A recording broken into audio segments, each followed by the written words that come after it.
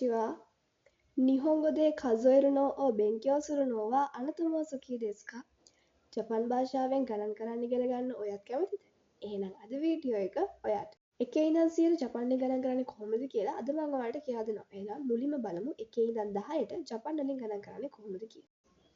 1 2 3 4 4 කියලාත් කියනවා යෝ කියලාත් කියනවා හතරට. ඊපස්සේ 5 ගෝ 6 රොකු 7ට නනා කියලාත් කියනවා අය ශිචි කියලාත් කියනවා. ඊට පස්සේ 8 හචි 9 කිව් ඊට අමතරව කූ කියලාත් කියනවා.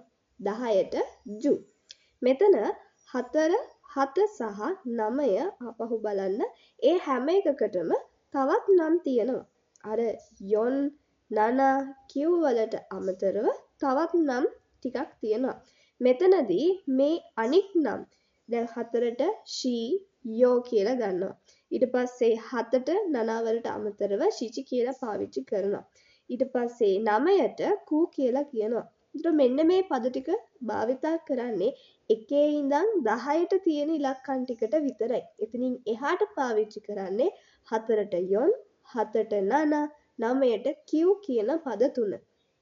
ඒ අනෙක් පද භාවිතා කරන අවස්ථා එනවා. දැන් අවුරුද්දේ මාස කියනකොට ඊට පස්සේ වෙලාව කියනකොට අනේ වගේ අවස්ථාවලට මේ 4 7 9 කියනකොට ඔය අනිත් පද භාවිතා කරනවා. දැන් එකේ ඉඳන් 10ට ගණන් කරන්නේ කොහොමද කියලා ඔයාලා දන්නවා. දැන් මම කියලා දෙන්නම් 11 ඉඳන් 19ට ගණන් කරන්නේ කොහොමද කියලා. මෙතනදී මම පොඩි රටාවක් ඔයාලට කියලා දෙනවා. මේ රටාව හොඳට මතක තියාගන්න. එතකොට ඔයාලට මේ නම්බර්ස් පාඩම අමතක වෙන එකක් නැහැ.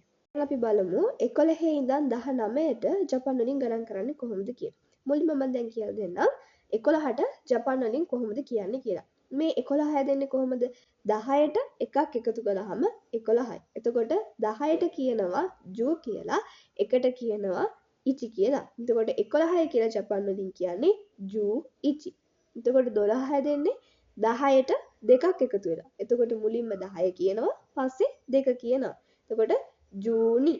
එතකොට 13යි නම් ජූසන්, ජූයොන්, ජූගෝ, ජූරොකු, ජූනනා, ජූහචි සහ ජූකිව් විදිහට 11 ඉඳන් 19ට ජපන් වලින් ගණන් කරන්න පුළුවන්. අදාළ දැන් 10ට කීයක් එකතු කළාමද ඒ සංඛ්‍යාව හැදෙන්නේ කියලා බලන්න. එතකොට මුලින්ම 10 කිව්වා. ඊට පස්සේ ඒ එකතු වෙන ගාන කියන්න තියෙනවා. දැන් ඔයාලා එකේ ඉඳන් 10ට ජපන් වලින් කියන්නේ කොහොමද කියලා ඉගෙන ගත්තා. ඊට පස්සේ ආයි 11 ඉඳන් 19ට කියන්නේ කොහොමද කියලා ඉගෙන ගත්තා. දැන් 20 හැදෙන්නේ කොහොමද? මෙන්න මේ විදිහට මෙතනින් එහා ටික මතක තියාගන්න. 20 හැදෙන්නේ දෙවරක් 10 20යි. කොට 30 තුන්වරක් 10 30යි. දැන් බලමු කොහොමද මේක ජපන් වලින් කියන්නේ කියලා. එතකොට 20යි කියලා ජපන් වලින් කියන්නේ මුලින්ම 2 කියනවා, පස්සේ 10 කියනවා. නීජු 20යි. ඊට පස්සේ 30යි නම් සංජු, යොන්ජු, ගොජු, රොකුජු, නනජු, හචිජු, කිව්ජු. මෙන්න මේ විදිහට 90 වෙනකම් කියන්න පුළුවන්. එතකොට 25යි කියලා කොහොමද කියන්නේ? අර විදිහම තමයි. 25යි කියලා කියන්නේ ඉස්සෙල්ලාම 20 හදනවා, ඊට පස්සේ අගට 5ක් එකතු කරනවා. 20යි කියලා කොහොමද කිව්වේ? නීජු 20යි. එතකොට 5යි නම් ගෝ 25යි කියන්නේ නීජුගෝ. 36යි කියලා කොහොමද කියන්නේ? 36යි නම් මුලින්ම 30 හදනවා, ඊට පස්සේ 6 එකතු කරනවා. එතකොට 36යි කියන්නේ සංජූරොකු. 100ට කියනවා හැකු කියලා. හැකු 100යි.